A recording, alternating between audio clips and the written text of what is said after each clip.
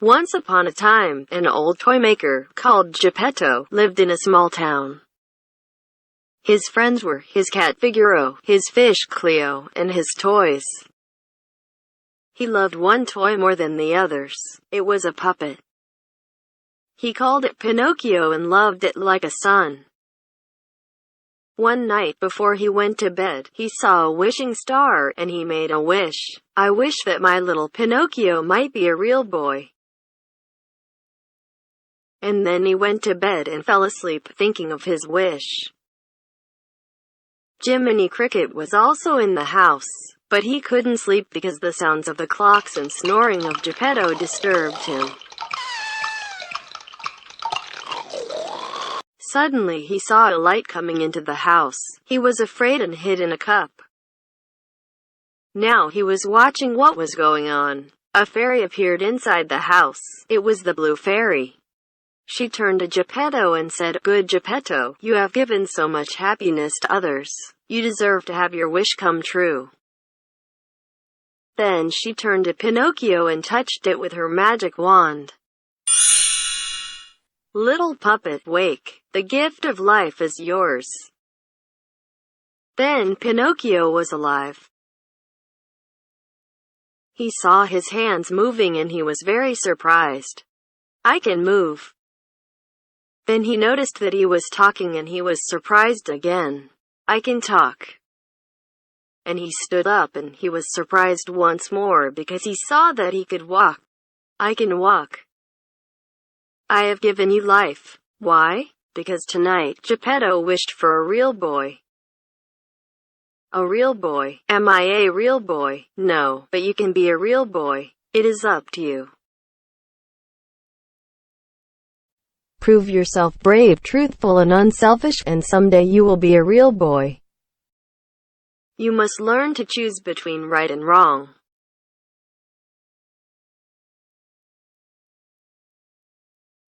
You must learn to choose between right and wrong.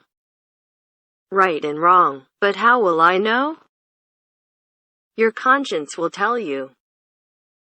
What is conscience?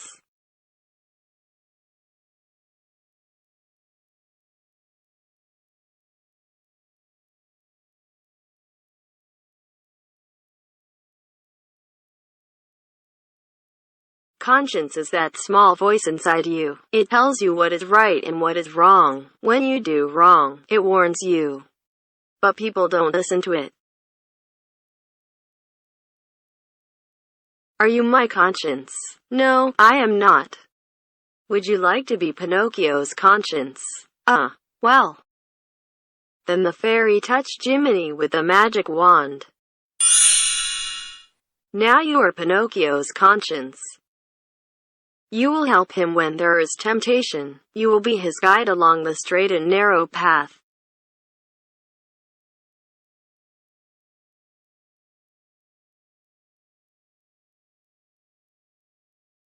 You will help him when there is temptation. You will be his guide along the straight and narrow path. Now, remember, Pinocchio, be a good boy, and always let your conscience be your guide. Goodbye, my lady. Now, Jiminy and Pinocchio were alone. Now, you see, the world is full of temptations. Temptations?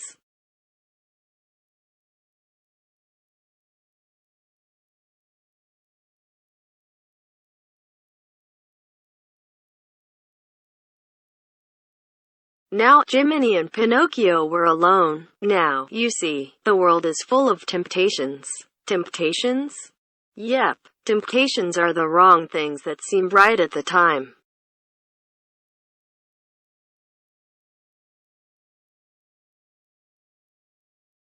Pinocchio didn't understand him, but he said, "I'm gonna do right. And I'm gonna help you. Whenever you need me, just whistle."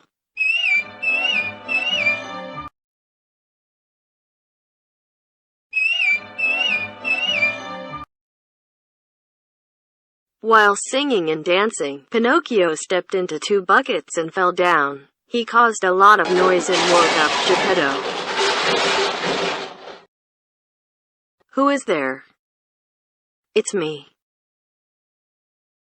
Then Geppetto was very afraid. He took a candle and began to look for the stranger. Then Pinocchio appeared. "Here I am." "Oh, Pinocchio, but this can't be real. I think I am dreaming in my sleep." He poured a whole jug of water on himself. "Say something." Gee, you're funny. Do it again. "You talk. This is real." "Yes, the blue fairy came. She gave me life. She also gave me a conscience. Someday I am going to be a real boy." Now Geppetto believed it. He was very happy. A real boy. It was my wish. It has come true. Then he showed Pinocchio to Figaro and Cleo. He was filled with joy. He was walking and dancing in the room. Pinocchio played with the fire of the candle. Then he burned his finger, but it didn't hurt him. However, when Geppetto saw that his finger was burning, he panicked and took Pinocchio in his arms. Then he dipped Pinocchio's burning finger into the aquarium. Then they went to bed. "Now close your eyes and go to sleep." "Why?" "Oh, everybody has to sleep. Besides, tomorrow, you have got to go to school." "Why?" "To learn things and get smart." Then they fell asleep. Next morning, children were going to school. Pinocchio heard them and he got out of the house. He was very excited. He wanted to join the children. "Oh, father, who are those?" "They're your schoolmates." Then Geppetto gave him an apple and a book and sent him to school. "Goodbye, son. Hurry back." Two swindlers, Honest John and his friend Gideon, were walking on the street. Then he saw Pinocchio running. A wooden boy, a live puppet without strings.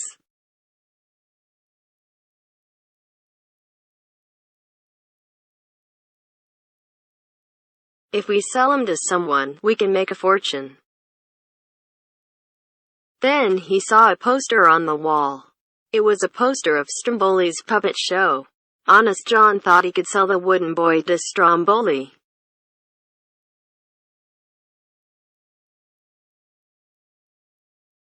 Then they followed Pinocchio along the street. Then Honest John caused Pinocchio to fall down with his cane. "Oh, I am terribly sorry. I hope you are not injured." "I am all right." "Where are you going, boy?" "I am going to school." "School? Then you haven't heard of the easy road to success." "No."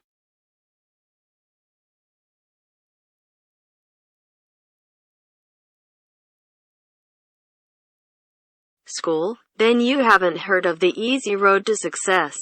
"No." Bright lights, applause, fame. You will be famous. You are a natural-born actor. "But I am going to school." "No, you are wasting your time. Come, let's go to the theater." Then they walked to the theater.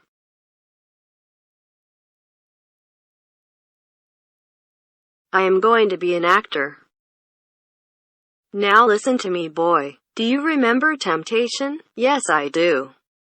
"Well, that man is Temptation." "Oh no, Jiminy. He is a good man. He is helping me." "No, you can't go with him, because you have got to go to school." "Okay." But he went with John and Gideon. "Stop, Pinocchio." "Well, what am I going to tell his father? I will go after him myself."